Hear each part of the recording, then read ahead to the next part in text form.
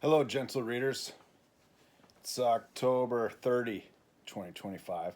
Today's reading foundations, the idea of just kind of a lull and an unstructured and unscripted dialogue. And as with regards to some of the conclusions and considerations of the readings and foundations, A theory after Logos 2000, and for the moment in motion and worlds turn, and the symmetry, submergence, and sheaves of descriptive differential dynamics, those being sort of developments of the video essay form and kind of the longer form. And then for something along the lines of, one might say, the relation to the tens of thousands of Usenet essays, the discourse, the debate, the development, the discovery of some of these objects of the universe of mathematics mostly. That reading foundations or reading foundations read variously, are for just to encounter some books as have been collected and to consider their propositions and what they intend to entail and their value for their meaning and their place and their context of this kind of thing. So the book is a collection of leaves. Usually it's called leaves, of pages of the book. And traditionally the form of written text, it started with scrolls or on papyrus or vellum or animal skins or as with regards to paper. Then paper is what all books are made on today.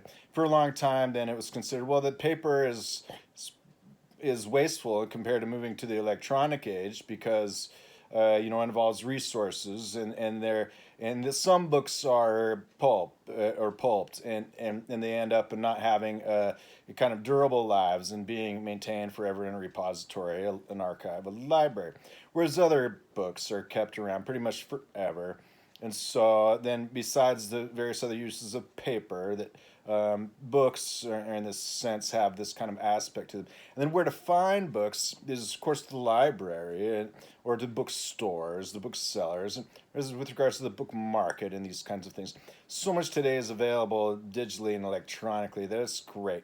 And something like the Wikipedia is a fantastic resource that anybody who grew up with the lucky perchance to have something like the Encyclopedia Brittanica in their house.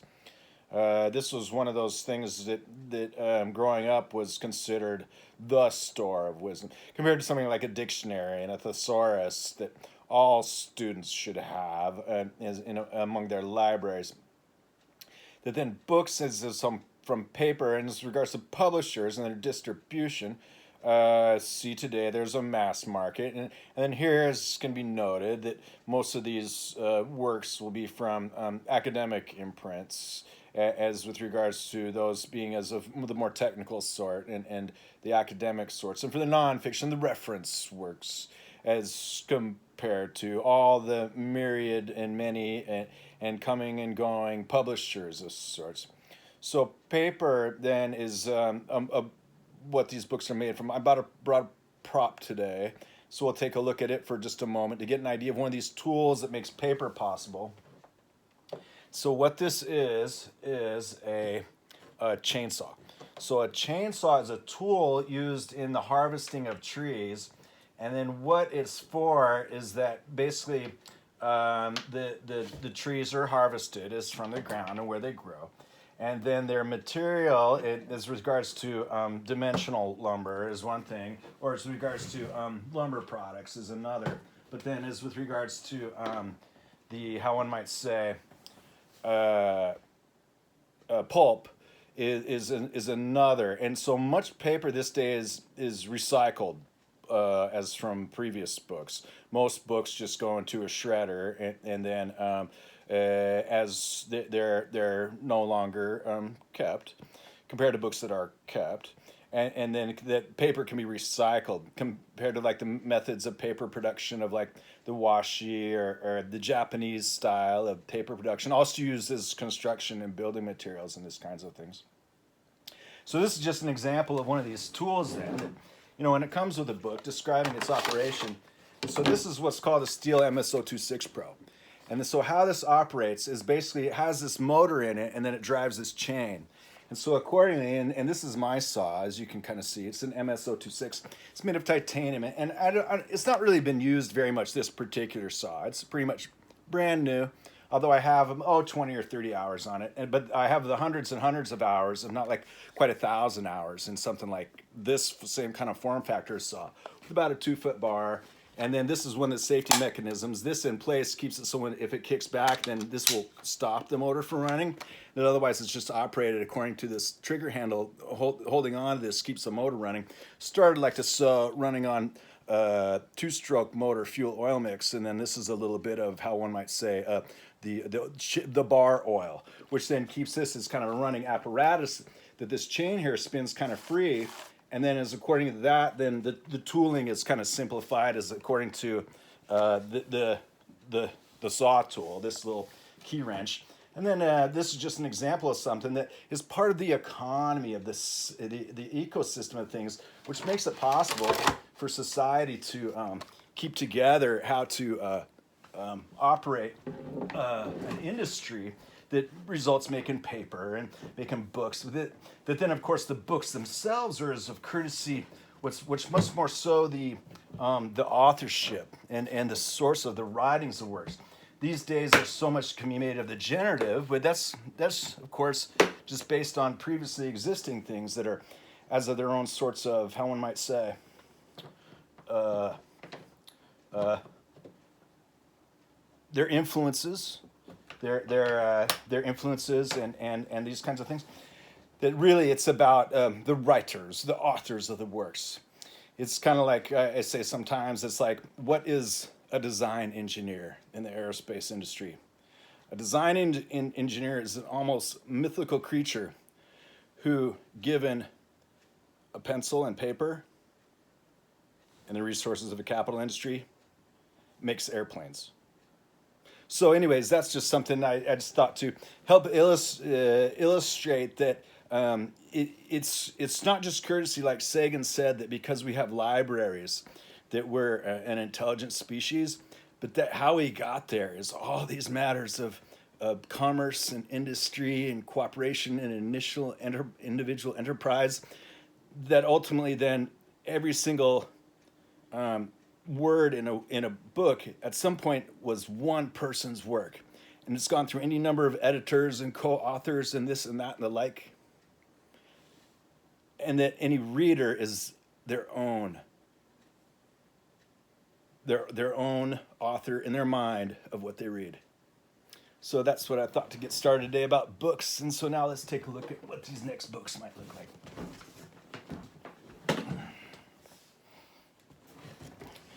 The Road to Reality, A Complete Guide to the Laws of the Universe by Roger Penrose, author of The Emperor's New Mind.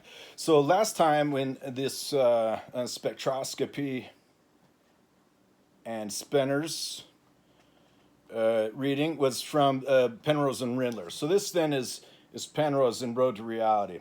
So I've leafed through this before, and I've scanned through this before. I've largely read through this before, and then I haven't necessarily done all the analysis to follow like all the bibliographic references to get copies of everything so mentioned.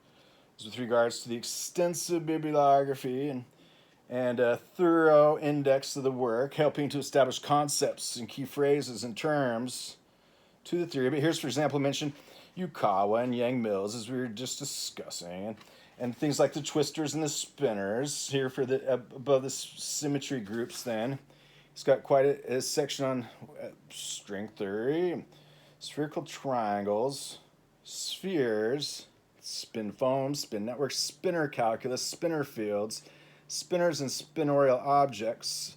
So I was looking to about page 204.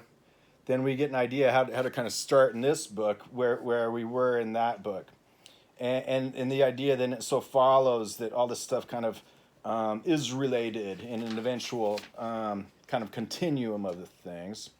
Quantum chromodynamics, quantum computers, quantum dots, quantum electrodynamics, quantum entanglement, quantum field theory, quantum gravity, quantum information, quantum interference, quantum numbers, additive, quantum physics, many sections within quantum physics. Quantum physics continued, quantum teleportation, then as to quarks. So the quantum is a great thing about the continuous and discrete. The quantized is saying, well, it's a continuous thing, but if we want to have an idea of how that relates to another continuous thing by the related rates or something like that, we need some way to say what is the meter of their common influence and parameterization. Time, usually. Lagrangian is always parameterized by time, and time is considered kind of the universal parameter to all such matters of dynamical systems in reality. So the quantum is then for the discrete and continuous, a particular relation then to taking something out of otherwise the ocean of things, a drop or a bucket or otherwise some amount, and then being able to relate that overall in terms of that to then how much heat it takes to boil the ocean, as a usual sort of example of something that's incomprehensible, yet according to ways to just break it down and figure it out is to become comprehensible. Then for physics and the quantum physics, what all gets involved is all the different fields and forces are each of their own kind, yet energy is, and then this is one of the great developments, is that energy is supposed to keep them all related by this measure, and then the quantum is basically assigning the quantum amounts of energy. This was that is after the electron was figured to have established electron to mass to charge ratio, and then for something like Avogadro's number, that it's kind of given that off that measurement is what starts electron physics as like a quantum unit. So this is the old quantum mechanics and the new quantum mechanics in this sense. And then the idea is that relating that to Avogadro's number, 10 to the 6.02 times 10 to the 23rd atoms per mole of then by the mass is that a mole of this by this the molecular weight or mass as it may be the mass of course is that that's so many of these atoms according to then so many of these electrons that according to all the other measurements and measurements the science of measurement metrology that then the stoichiometric for chemistry arises, and the discrete then orbitals, as were mentioned last time, become such a serious thing, as with regards to them that being sensible, fungible, and tractable. While that's so, then it's the continuum mechanics that, first of all our classical stuff is continuum mechanics.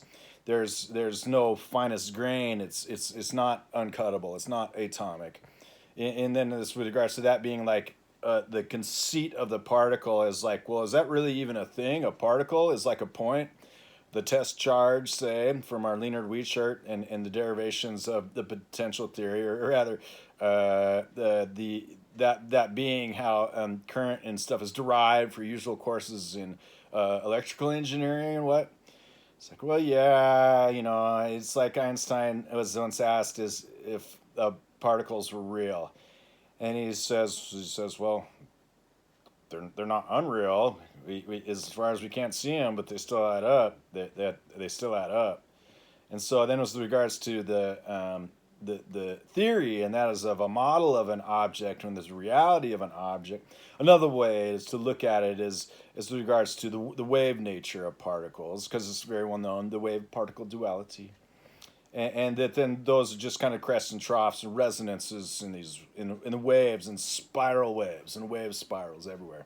So one might aver then that quantum mechanics is so successful and profound because it adds back up to stuff, and it's great, and it allows the balance of reactions, it allows the measurements and metrology and design of circuits and the electrical And for things like the statistical mechanics which can be said to kind of arise from the atomic, then the molecular, and that it's all either GR, general relativity, or QM, quantum mechanics, these premier theories. For the statistical ensemble, then that's among reasons why this kind of book, which has a bunch of stuff in it, would intend to help describe a lot of the different aspects of the field and the researchers in the field and their models, meaning their structures that they have formalized so to be so great. Reality, search for. Beauty and miracles, deep questions answered, deeper questions, experimental refutation of incorrect theories, great theories of 20th century physics, mathematical road to reality, mathematically driven fundamental physics, next physical revolution, Plato's world of mathematical forms, role of fashion in physical theory, role of mentality in physical theory, what is reality? So Penrose's fashion is as with regards to kind of what's the style of the day in the physics. And so something like Penrose's Fashion, Faith, and Fantasy is a book about the fashion being like what's just currently the style of the derivations and how are people framing their thought experiments, the Gedanke, the Ansätze, the thought experiments of these things. Then the faith is kind of like, well, this is our bedrock, and besides, or the unknowns that we have to leave as the supplemental or hidden, and the qualitas occultus or these kinds of things, but the faith in the things. And then the fantasy is then just the realm of imagination, contingent thoughts, like how can those two things get back together where it becomes more of a one thing, or the reality of things. So this is mentioned here. Now there was mentioned Regge and Ricci, or as regards Regge map and Ricci tensor, if that's to be corrected. Then there's Tullio Regge and Regge calculus, Regge recurrences, Regge trajectories, are part of Penrose's survey of style, I suppose it might be put. Relativity is what I'm looking for here, and it's where is this? There's Ricci next to that, but where's maybe it'd be under general relativity or something like that, or this is just more about the quantum. Kaluza and Klein are significant. Here's Lagrange and the Lagrangians, or Lagrange. Mach's principle. Now, Mach's principle is one of these great superclassical principles. It's like, well, we've tiled all the inside and we've got to the edges and corners. And Mach's he's like, well, there are edges and corners, and in fact, it's only just inside that. So Mach's principle is a couple different things. And then also as with regards to regimes of the speed of sound, for example, and that Mach's principle is kind of like, well, nothing can reach it, but did it? Or nothing can reach it, but reach what? Or nothing can reach it, but it's back. Mach's principle is a great thing. Manifolds, superstring theory, muons, the multiverse, as is often stated here. The multiverse is just a space of contingency and fantasy. It wouldn't be real because it can never be falsifiable, because then it would just be a universe again.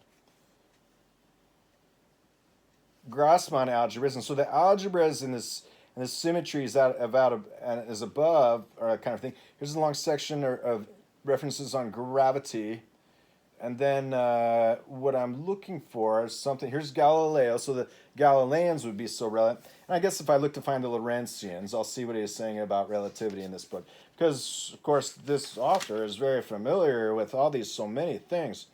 And then here's energy as regards to energy and the forces and fields. And then Euclidean is something. There'll be something about Einstein, I imagine.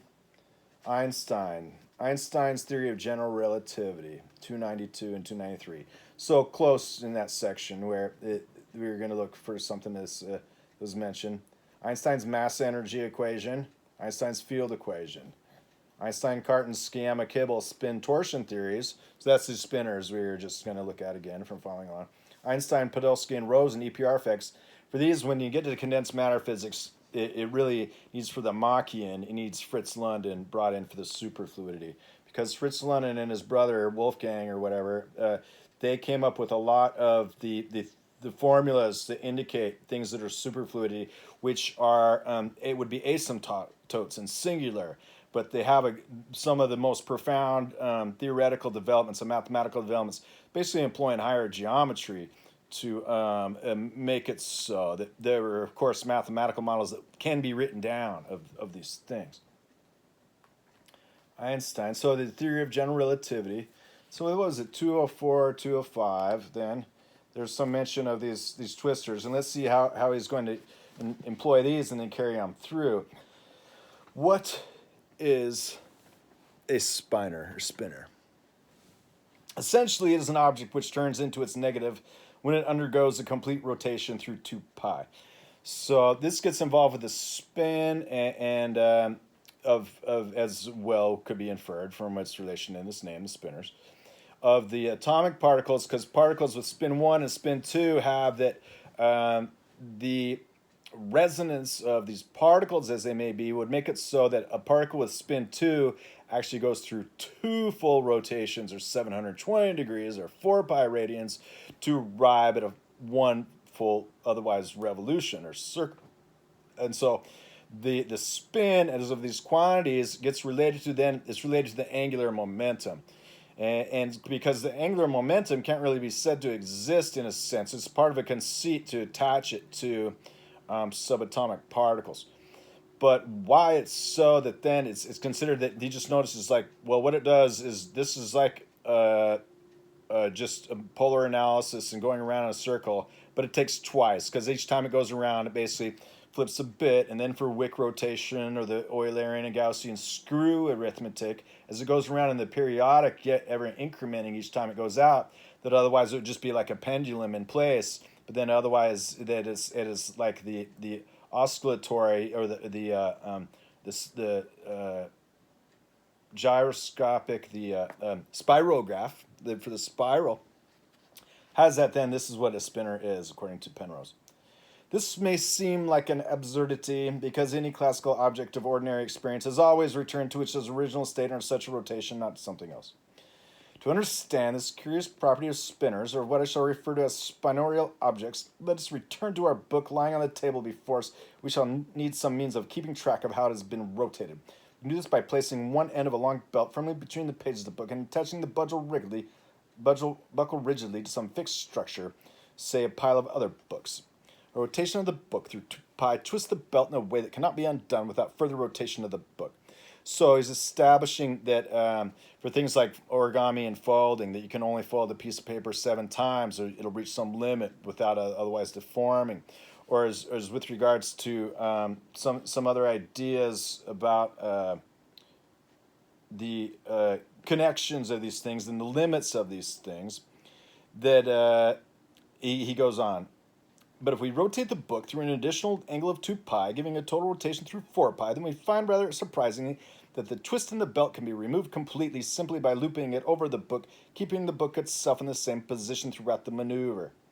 So here helps explain, when we're talking about the spiral waves and how the flux can go back, he's like, well, when it takes 2 twists, it would bind itself up, but by taking a loop over around itself, it unbinds itself in this way. So before getting into the theories of knots and stuff like that, K-N-O-T, the knots of these things, and Penrose is providing a thought experiment, an illustration, an ansatz or setup of the less attached sort to the physical model to help provide an explanatory factors in the physical model. Thus, the belt keeps track of the parity of the number of 2 pi rotations that the book undergoes. Parity is the notion of the on and off. It's like, is it on or it's off? It's on or it's off of the pair of those kind of, and the balance of these things, that it's on or off, the parity, or 1 and -1, that the book undergoes, rather than totting up the entire number. That is to say, if we rotate the book through an even number of 2 pi rotations, then the belt twist can be made to disappear completely, whereas if we rotate the book through an odd number of 2 pi rotations, the belt inevitably remains twisted. This applies whatever rotation axis or succession of different rotation axes we choose to use. Thus, to picture a spinorial object, we can think of an ordinary object in space where there is an imaginary flexible attachment to some fixed eternal structure, this imaginary attachment being represented by the belt we've just been considering. So then, with regards to things like that, the wave and how the wave can be a particle. It's similar. It's like, well, what's the band of this wave, and what happens to it, and how does it result that it's a particle instead of a wave?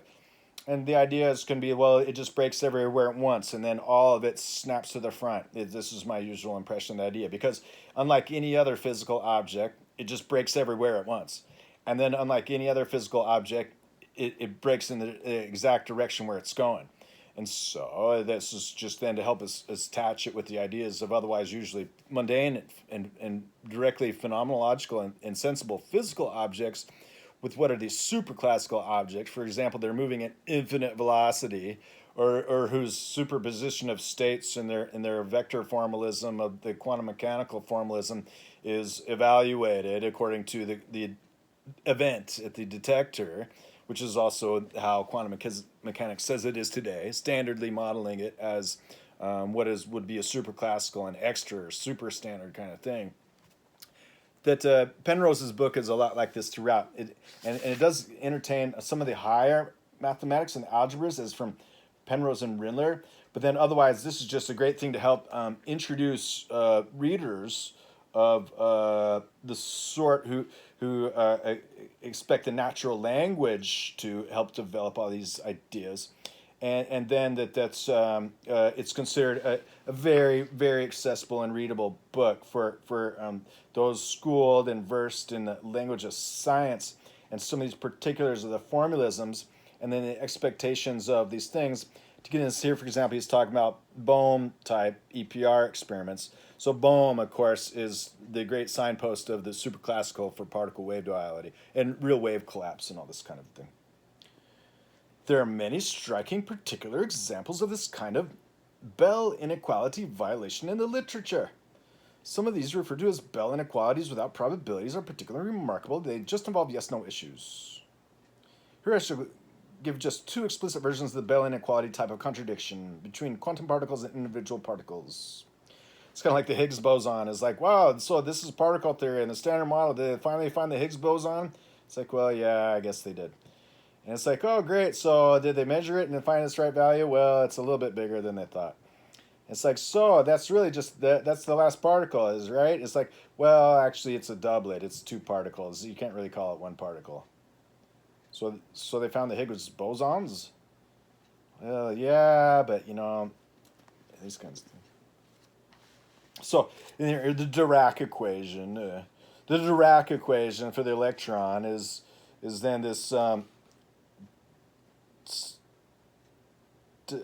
partial d slash plus im psi, where I is used so often to represent the square root of -1 as the rotation. So for this polar setting, this cyclical setting, this rotatory setting, times the mass, where m is mu over Planck,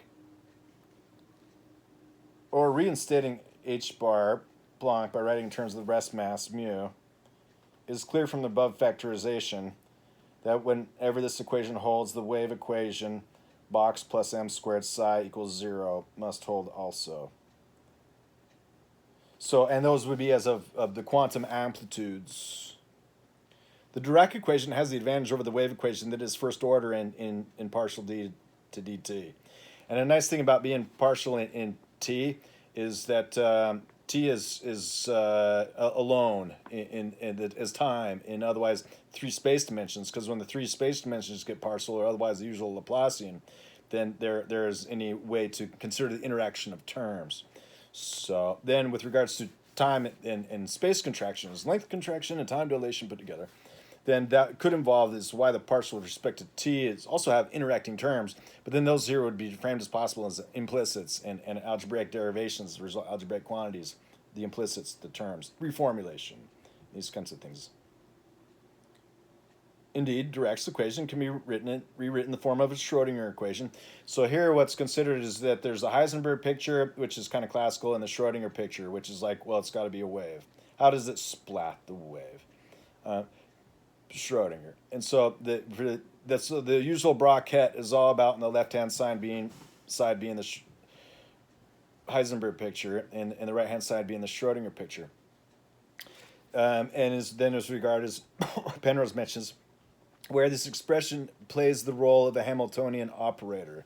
And so as an operator, then it can be considered that it applies to the bra and the ket, Dirac's, the bracket, with k in the middle of the constant, but usually that being written as a vertical bar being given. So like this given that is the left-hand side given the right-hand side with regards to the probability amplitudes, yet as well as from reading from the path integral, that reading from the Swanson's path integral reading, that is just one of these other playlists on this channel, is some more about that. It came as a considerable shock to the physicists of today to learn from this that there are relativistically invariant entities that lie outside the standard framework of the vector tensor calculus. What Dirac had effectively initiated was a powerful new formalism now known as spinor calculus, a calculus that goes beyond what had been the conventional vector tensor calculus of the day. And so to say this goes beyond from what we read from Penrose and Rindler is just kind of like they put it in the middle of then, because the tensor is still whatever keeps it connected vis-a-vis the vectorial, which is defined by linear vector algebras and linear vector spaces, and this spinorial combination, which is like, well, we get it up to the derivative, and so then the operator carries up one of those. So for L'Hopital and Rodriguez formula, they're good as long as that's good. It's not zero. Keep it moving, these kinds of things. So taking a look for a minute at Penrose's road reality is pretty great. And then he talks again something about singularities. This is again somewhat counterintuitive since we tend to think of the Big Bang as a singular point.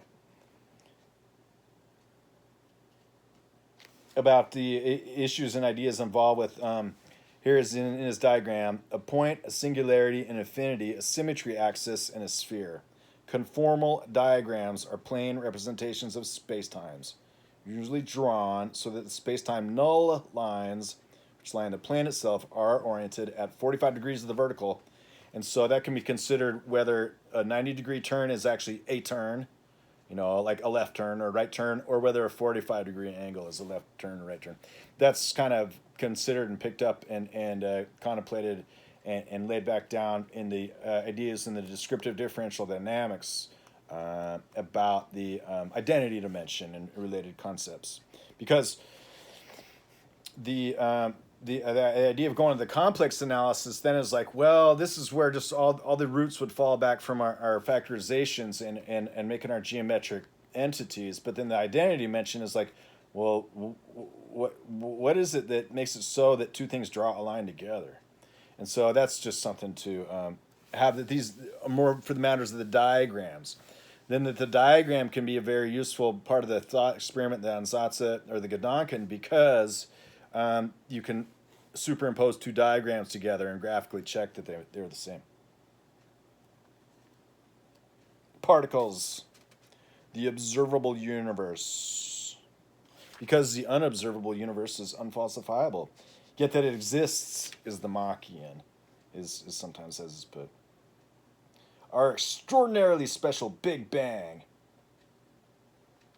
Now let's return to the extraordinary specialness of the Big Bang. The fact that it must have had an absurdly low entropy is already evident from the mere existence of the second law of thermodynamics, but low entropy can take many different forms.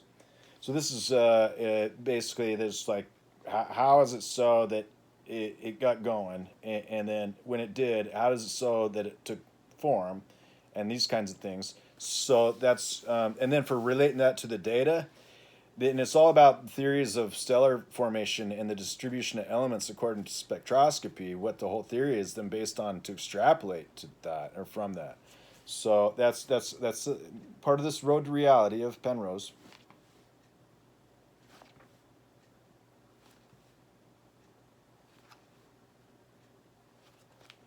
Mathematical. So anyway, Sir Roger Penrose, of course, is perhaps the most famous. And it's courtesy of this book or something like that he has something like this. The ancient Greek insight that it is mathematics that underscores the workings of physical reality has served us extraordinarily well, and I hope that I have made it clear that despite our distance from our intended goal, we have come to a remarkably expressive understanding of the operations of the universe at the deepest levels that we know. Certain mathematical concepts stand out as having been particularly successful in the past. Among those are the real number system and the ideas of geometry. Initially, it was the Euclidean geometry, first systematically studied by the ancient Greeks. Then the ideas developed away from the geometry of Euclid to that of Lambert, Gauss, Lobachevsky, Boyer, Riemann, Beltrami, and others. So with regard to Lambert, you got Lambert's W, and that what's the solution to x to the x equals 0, or x to the x equals a number, or x to the x equals a number. Lambert's W, probably the next function that should be added to the other elementary functions, like those of trigonometry and those of hyperbolic trigonometry, and those with regards to Bessel, and those with regards to, otherwise there's a solution to that form. These kinds of things. And then with regards to the geometries, these are just matters of projection and perspective here, because it's all Euclidean geometry again. And that's what's more important about the Euclidean plane is that it's a Poincare plane. How is it rough everywhere instead of smooth everywhere? And this is for the usual ideas of the differentiability and the continuity and the infinitely differentiable function, C empty, in the usual functional analysis, but as well as with regards to geometry that is geometrical again, besides analytical. So that as from the beginning, it's geometrical all the way. The measure and form and proportion are preserved somehow. So these other ideas of geometry then make for transforms that they so define in matters of perspective and perspective, but they are related back to where they come from. And so that's just said then. Penrose's focus on these is non-Euclidean or super-Euclidean geometries, that these are still the geometry of Euclid, as Penrose puts it. Then Minkowski told us to incorporate time with space, and Einstein presented us with his magnificent curved space-time geometry of general relativity. The integral and differential calculus of Archimedes, Fermat, Newton, Leibniz, Euler, Cauchy, Cartan, and many others, and also the related ideas of differential equations, integral equations, and variational derivatives have proved to be absolutely vital for the successful theories governing, describing the workings of the world. These ideas having linked with geometry in profoundly different ways, important ways. Fundamental also have been the statistical ideas that enable us to handle large and complicated physical systems of hugely numerous individual ingredients, as Maxwell, Boltzmann, Gibbs, Einstein, and others have taught us. Mathematics profoundly underlies quantum theory, from the matrix theory ideas of Heisenberg to the complex Hilbert spaces, Clifford algebras, representation theory, infinite dimensional functional analysis, etc., of Dirac, von Neumann, and many others. One reason that people's personal names are used for these a lot is because when translating all the different words otherwise of the language of science and mathematics and physics among all these different natural languages, they wouldn't be represented in these as various things. But in every single natural language in the world, Dirac is Dirac.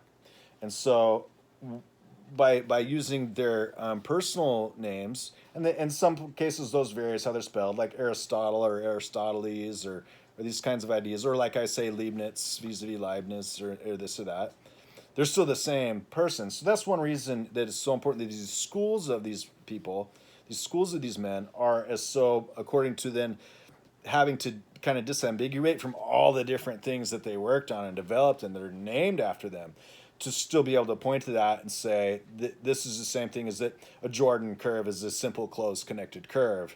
It's this Sample and Fermat and Connecté and Curve, en français. But as well as we can just say for Camille Jordan or somebody like that, it's just a Jordan curve in any language.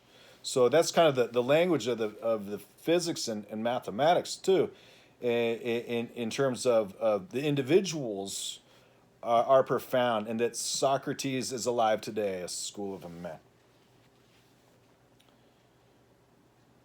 I should like to single out just two particular aspects of the mathematics that underlies our understandings of the workings of the world, discussing each of these in turn, for I believe that they may hint at important but largely unaddressed questions of principle in our physical theory. First is the role of the complex number system.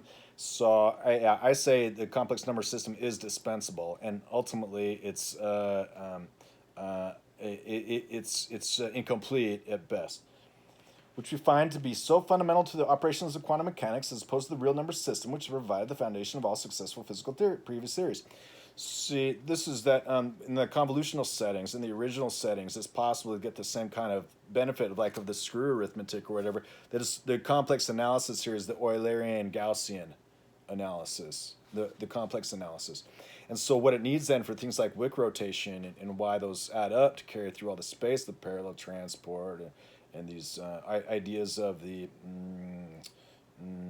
solitons and instantons and these kinds of things, that it is so that when Penrose is saying that complex analysis is profound, and so why isn't that real? Is that it's only so real as it's unique.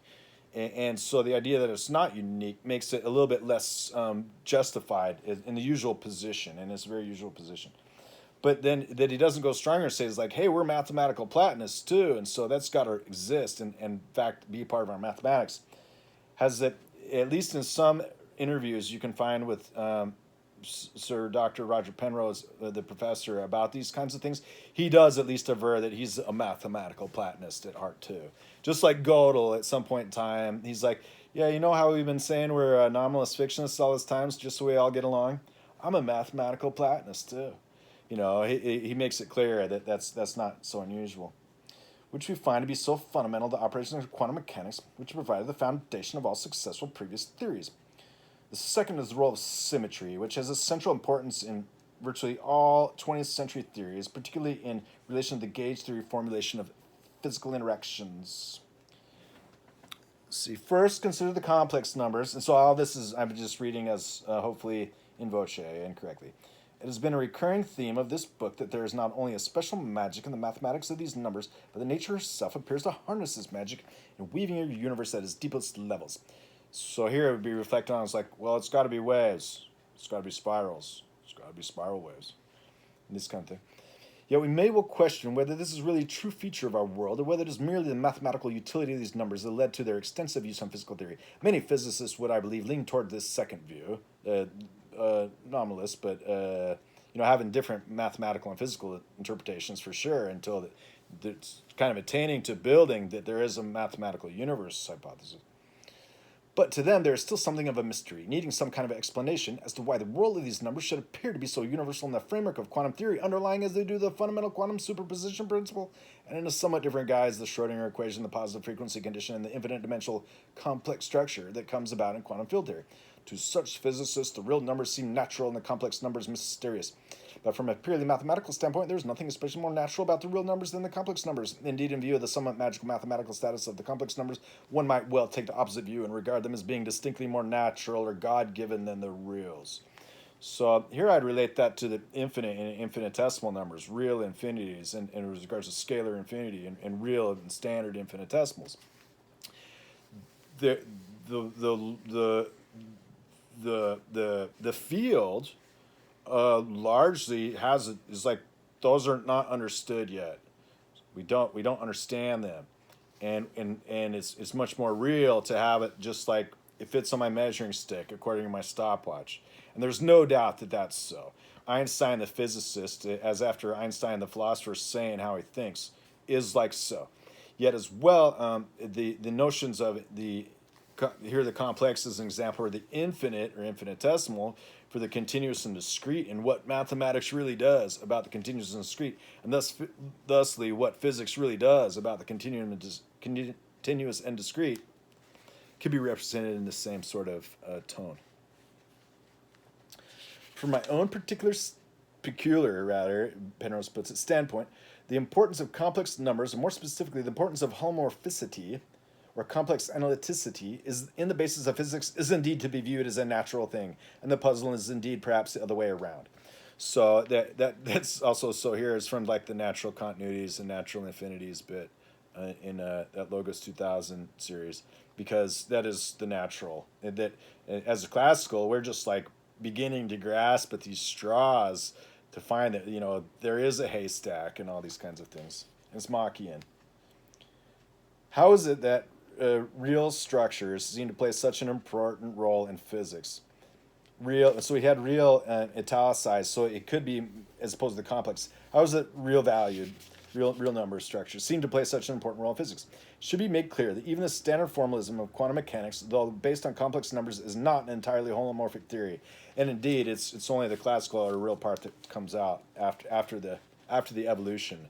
That it's like this is quantum electrodynamics. These virtual electrons, virtual photons. They're just there, but they're not observable. And similarly, the wave collapse is like, well, this is a model of it that adds up over averages, that adds up, but it's never there. Uh, Schrodinger's cat never smiles until he's either present or not. These kinds of things. It's to be said that that's part of the issue with the observables in quantum mechanics. It is super classical. It should be made clear that even the standard formalism of quantum mechanics, although based on complex numbers, is not an entirely holomorphic theory. We see this in the usual requirement that quantum observables be described by Hermitian operators, or even normal ones, as described in 22.5, and then the unitary, rather than simply complex linear, nature of quantum evolution, these depending upon the notion of complex conjugation, z goes to z bar. Related to this, the important property of orthogonality between states is a non-holomorphic notion. The Hermitian property has to do with the usual but not entirely necessary demand that the results of measurements be real numbers, and the unitarity, the probabilities be conserved, i.e. that squared modulus rule, also to do with measurements, is maintained, whereby a complex amplitude z be converted to a probability, in accordance with the non-holomorphic operation z goes to z bar z. We see that it is basically in the conversion of quantum information, i.e. quanglement. That was one of the sections under the entries for quantum information. See section 23.10 in classical information measurement probability, where quantum holomorphicity is broken. The orthogonality of alternatives is again a crucial feature of measurement. Thus, non-holomorphicity seems to enter just at the point where measurements are introduced in the quantum theory. So that's about the sampling observer and measurement effects.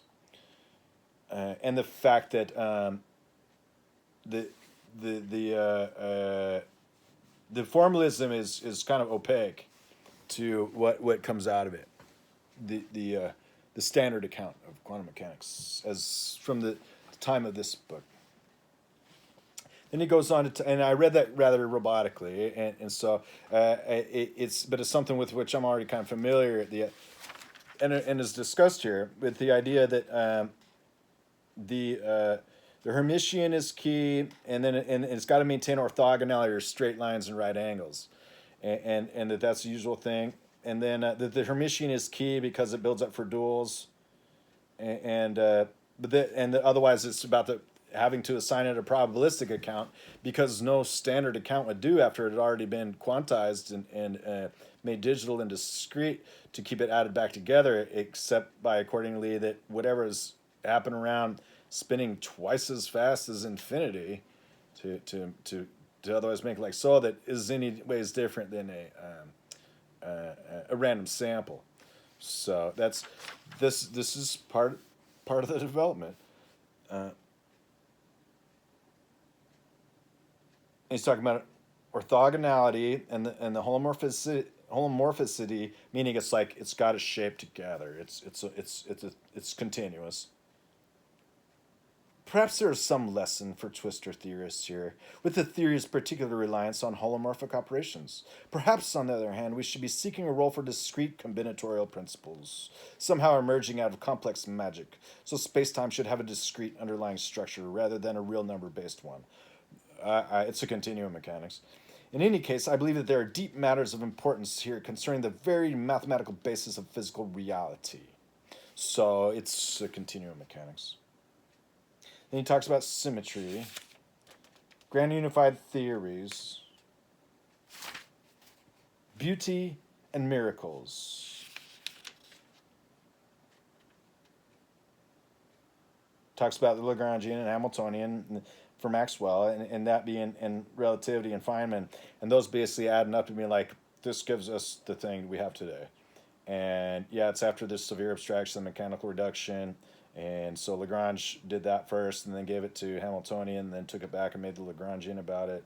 And then there's Einstein over here. He's got space contraction somehow, and that needs to be there somehow.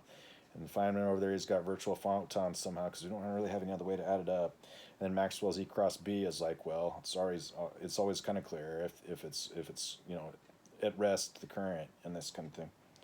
That and Dirac, this is kind of like what our mathematics has today. It's so great, and including that for something like Dirac's delta or unit impulse function, That is the first non-standard mathematical function, zero width, infinite height, area 1.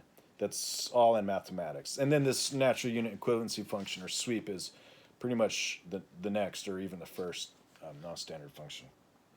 And distribution, and CDF, and PDF. That's integrable and equals, it has area equal to 1. And that's whose own antiderivative is itself. And it's differentiable, and whose own antiderivative is itself. That is continuum mechanics also.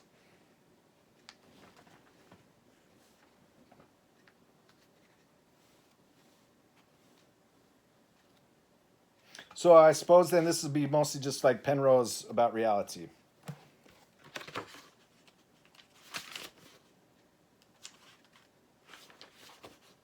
This book, The Road to Reality, A Complete Guide to the Laws of the Universe, published by Vintage Books, a division of Random House in New York. It's copyright 2004. The Roots of Science, an Ancient Theorem and a Modern Question, relating the Pythagorean theorem and ideas. The Pythagorean of the classical mathematics and the Cantorian of the modern mathematics has one is everywhere, almost everywhere rational, and the other one's everywhere, almost everywhere transcendental. So having one that's in the middle, it's just like, well, it's at least half rational, and it's at least half transcendental. That's another a paleoclassical postmodern, modern again mathematics. Kinds of numbers in the physical world, magical complex numbers. No, there's no magic, only logic here, but it's a good matter of point of fantasy to say, yeah, you're welcome to make any sort of coherent ansatz and Gedanken or thought experiment that's so cared. And thanks. Geometry of logarithms, powers and roots, real number calculus, complex number calculus, Riemann surfaces and complex mappings, Fourier decomposition and hyperfunctions. So the Fourier-style analysis, of course, gets very involved in all kinds of things because it's another sort of superclassical result, employing Dirac's delta, employing the how one might say the Feher kernel and the line integral and these kinds of things going into its development. That is then is sort of the basis for the signal reals and their development, the Fourier-style development analysis. It's a big deal. Surfaces, hypercomplex numbers, manifolds of n dimensions, symmetry groups, calculus on manifolds, fiber bundles, and gauge connections, the ladder of infinity. Well, here he mentions, for example, the infinities, and then the issues dealing with beyond measure, because all that the holomorphicity and real analyticity cares about is measure. Then getting into like the cardinals and the transfinite cardinals and stuff like that. And then whereas the usual opinion of transfinite cardinals is like, I got nothing to attach them to in my physical models. All I know is that I attach everything somehow to real mathematics, real valued numbers.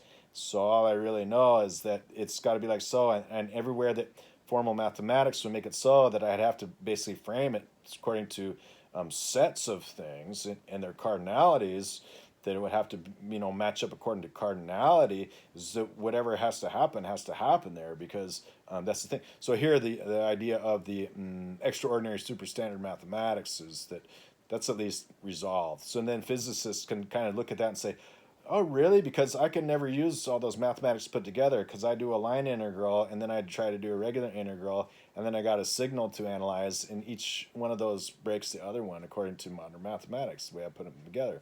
So I ended up naming them different things and kind of hiding in the corner which one is which, and building each one their own constructive developments, but not showing that they contradict each other, because we can't have infinities in our formalisms pretty much, except we do it all the time for all matters of analysis.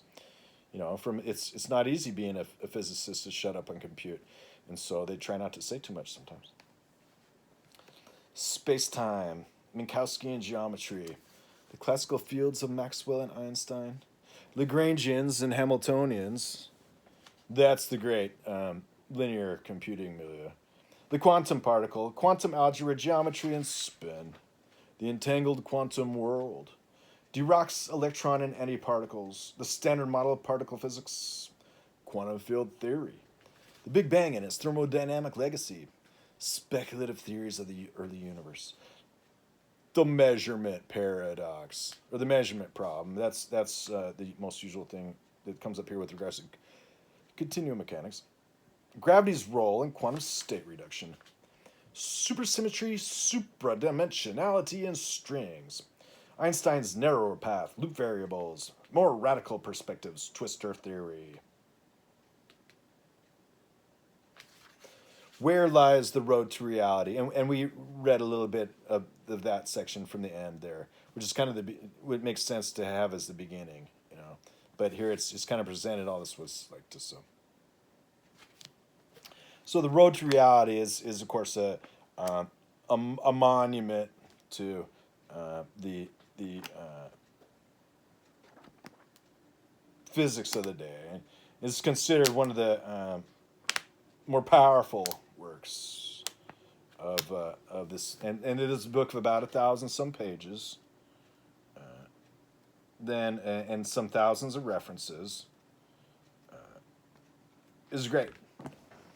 Well, that's what we'll get to today. There's a few minutes left.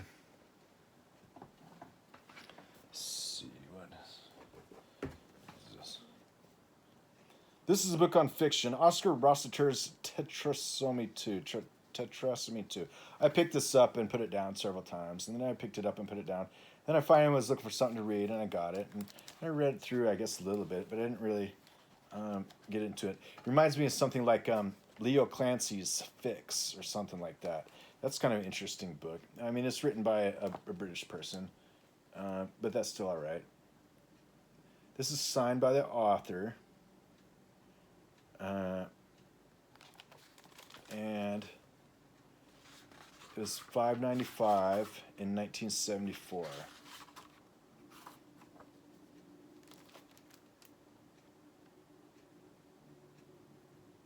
It says it's a pseudonym, so this is a pseudonymous publication.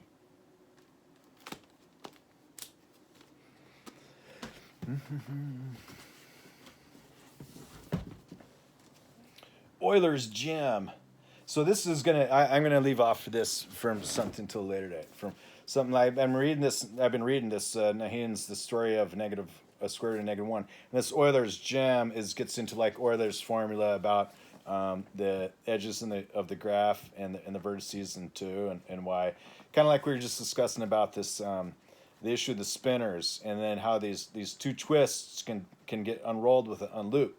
Then that gets into Euler's gem is why, well, that's planar. So then as we get up into other stuff, then there can be other things considered as why to help supplement. Otherwise, Euler's great sort of formula with regards to these kinds of things.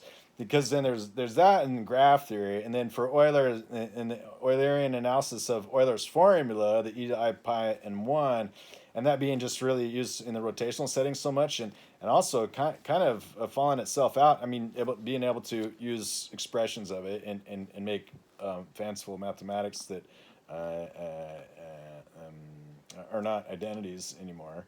That for the branches of it, and then Gauss's particular role and rules about using branches of things that are principal and saying is like, stay on this grade, stay on this line, it will be fine, just don't look down, and you know, the holomorphicity was mentioned for the complex analysis, and the analyticity is good in the middle, but frayed at the edges, kind of a thing. That's just the way it is. You know, it's not good or bad. It's just the way it is. The Data Science Handbook. Well, I think this is reasonably modern, I suppose. A few years back. From Wiley Inner Science, 2017.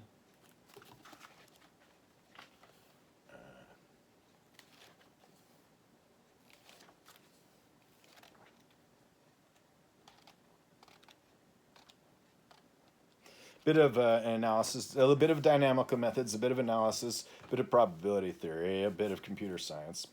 Well, gentle readers, I so hope this was entertaining or amusing or educational, or for me that it was just kind of a chance to flex, in a sense, my a relation of something like the premier physicists' premier physical theories today's needs to what mathematics owes it to what's provided by this richer, fuller dialectics account of axiomless theory and then axiomless geometry, a theory to arrive at the theory. So thea theory again, the a theory, or thea theory, the a theory.